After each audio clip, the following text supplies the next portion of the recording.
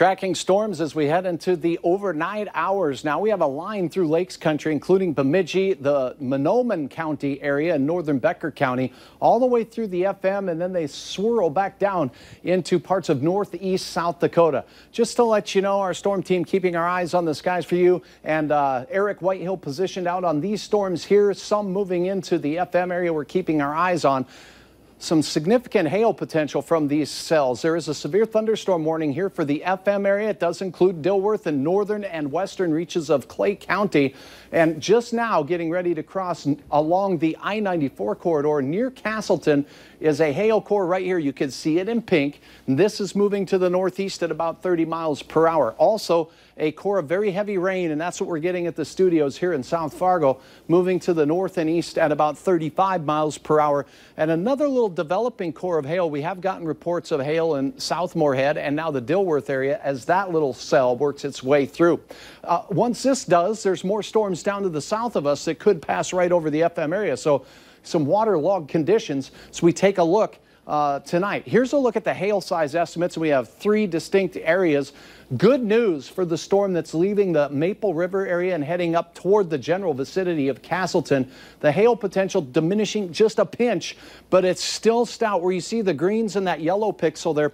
1 to 2 inch diameter hail possible from that cell. Now moving into West Fargo and through Horace was another bright cell, but that too is tapered off just a pinch as it pushes into West Fargo primarily. Notice South Fargo here kind of in between these thunderstorm updrafts. So as we look off to the east, this storm out over Moorhead and western reaches of Clay County has intensified with its hail potential over the last couple of scans. Needless to say, along this line moving to the northeast into northern Cass and Clay counties, some significant hail producers are on the way.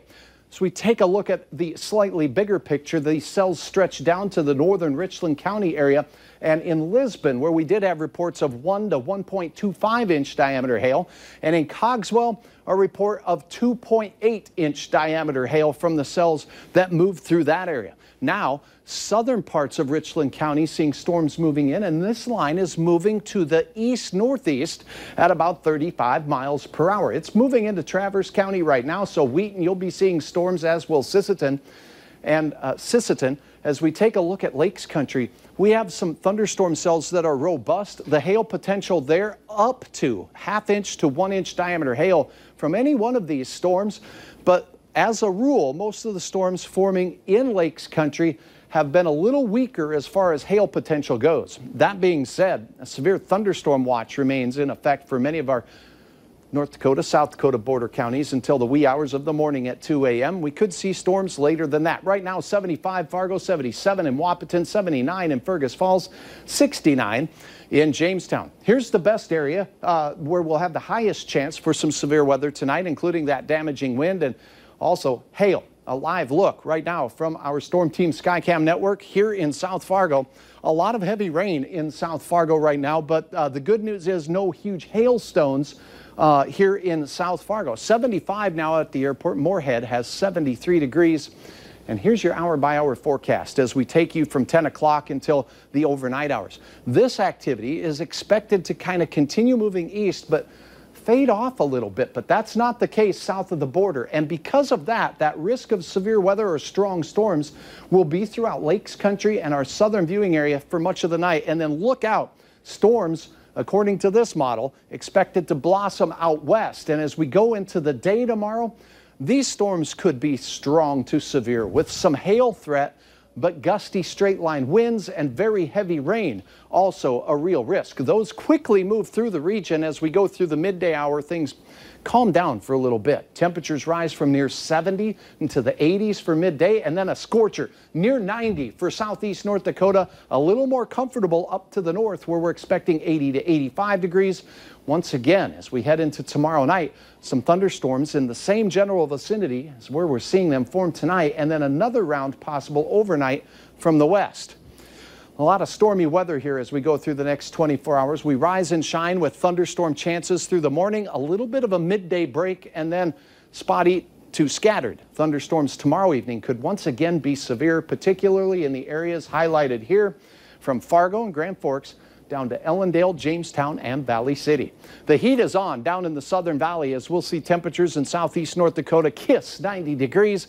Be a little bit cooler off in Lakes Country and along the Highway 2 corridor and points north with 75 to 80 degrees as a rule. Here's an ominous sight from a previous line of storms that made its way into Gatsky. Jacqueline, thanks for uploading your photo.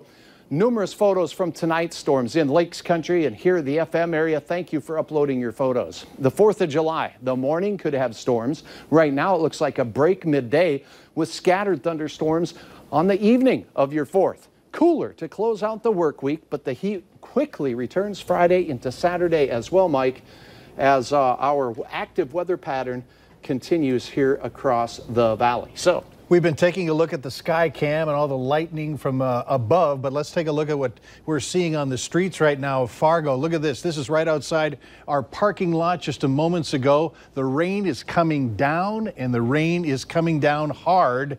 And I think it's actually gotten straighter while you were doing your weather. I walked on, that's my car right there. Let's hope there's no hail, right. Okay?